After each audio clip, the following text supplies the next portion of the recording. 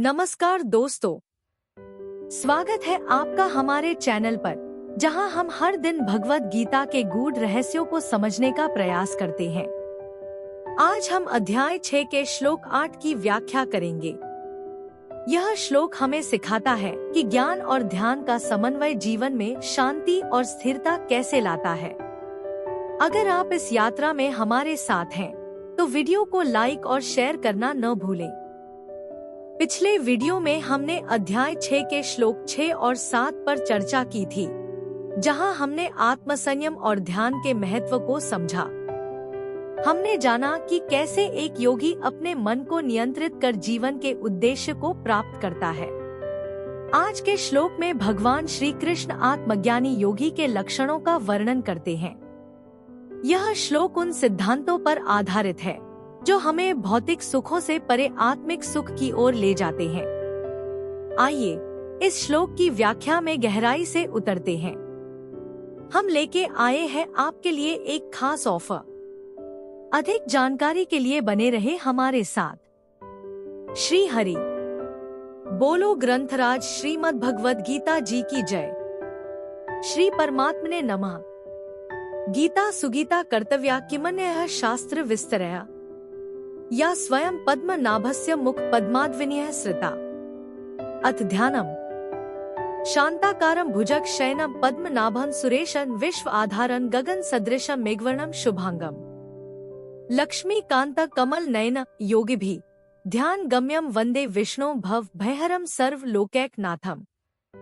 यं ब्रह्मा वरुणेन्द्र रुद्रमृतः स्तुन्वन्ति दिव्यैः स्तवैर्वेदैः सांग पद क्रमोपनिषदे गायन्ति यं सामगाः। ध्यान अवस्थित तद्गतेन मनसा पश्यन्ति या योगिनो यस्यान्तं न विदुः सुर असुरगणा देवाय तस्मै नमः। वसुदेव सुतं देव कंस चाणूर मर्दनम। देवकी परमानंदम कृष्ण वंदे जगद्गुरुम। भगवत गीता अध्याय 6 श्लोक 8। परमात्मा को प्राप्त हुए पुरुषों के लक्षण और महत्व का वर्णन। श्लोक 8। ज्ञान विज्ञान तृप्तात्मा कूटस्थो विजितेन्द्रिय युक्त इत्युच्यते योगी समलोष्टाश्म कांचना। उच्चारण की विधि। ज्ञान विज्ञान तृप्तात्मा कूटस्थ विजितेन्द्रिय युक्त इति उच्यते योगी समलोष्टाश्म कांचना। 8। शब्दार्थ। ज्ञान विज्ञान तृप्तात्मा अर्थात जिसका अंतःकरण ज्ञान विज्ञान से तृप्त है। कूटस्थ अर्थात जिसकी स्थिति विकार रहित है। विजितेंद्रिय अर्थात जिसकी इंद्रियां भली भांति जीती हुई हैं।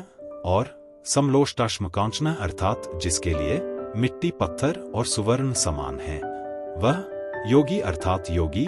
युक्त अर्थात भगवत प्राप्त है। इति अर्थात ऐसे उच्यते कहा जाता है।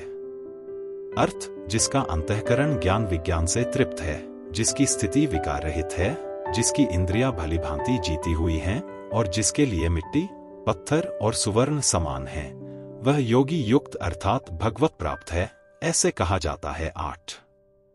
व्याख्या। ज्ञान विज्ञान तृप्तात्मा यहाँ कर्मयोग का प्रकरण है, अतः यहाँ कर्म करने की जानकारी का नाम ज्ञान है और कर्मों की सिद्धि में सम रहने का नाम विज्ञान है।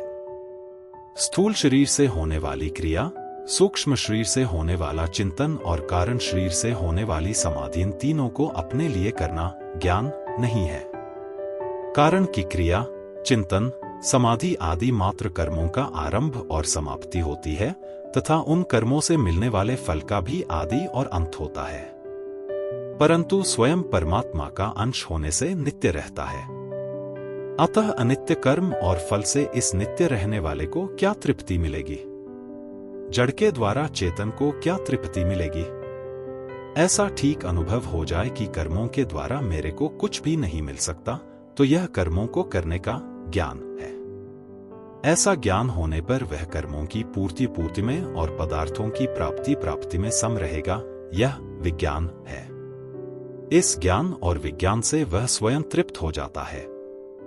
फिर उसके लिए करना, जानना और पाना कुछ भी बाकी नहीं रहता।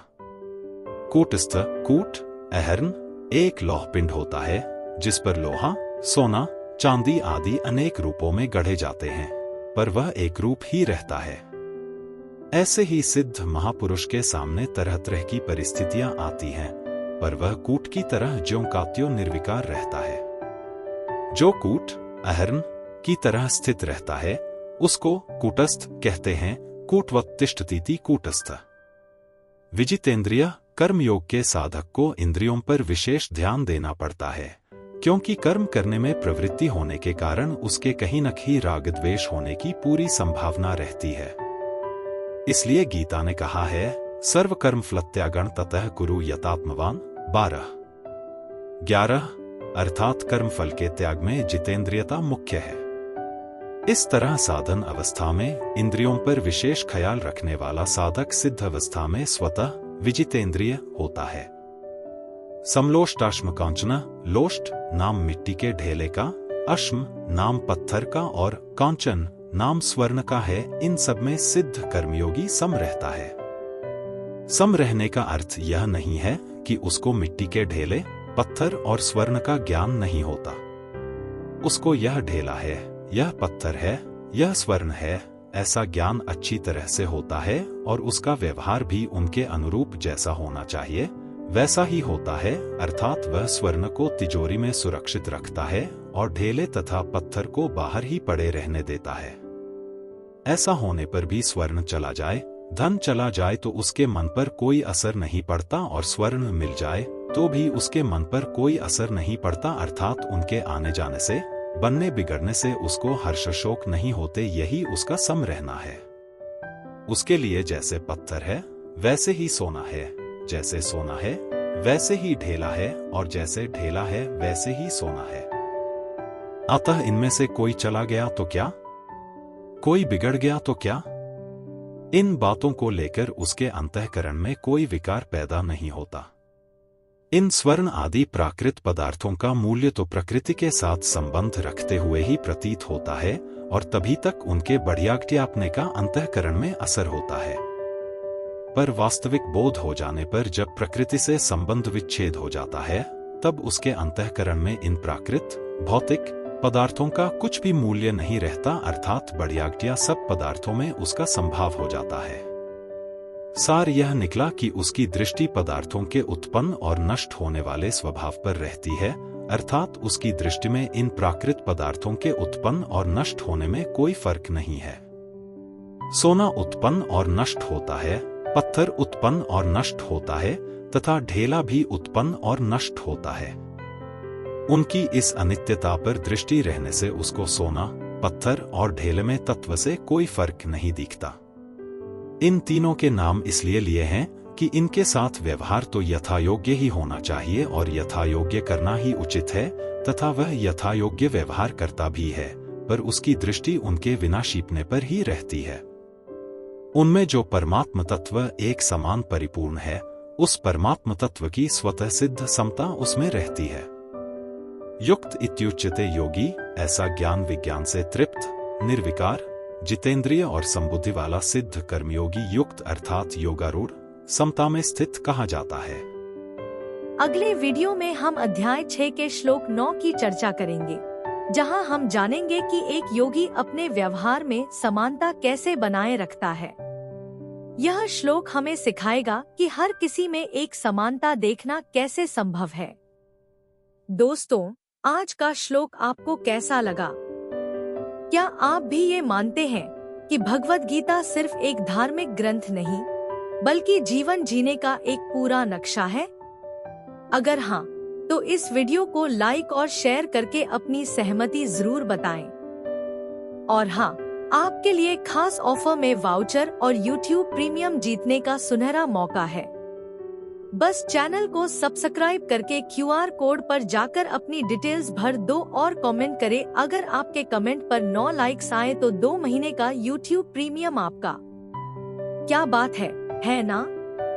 https://forms.gle/cwmada7hk6zdndy6। याद रखें, हर समस्या का समाधान हमारे भीतर ही है। भगवद गीता का ज्ञान हमें यह सिखाता है कि हम कैसे अपने भीतर की शक्ति को पहचान सकते हैं और अपने जीवन को सफल बना सकते हैं। कल मिलते हैं एक और रोमांचक श्लोक के साथ। तब तक के लिए अपना ध्यान रखें और भगवद गीता की सीख को अपने जीवन में उतारते रहें। बोलो ग्रंथराज श्रीमद् भगवद गीता जी की जय। जय श्री कृष्ण।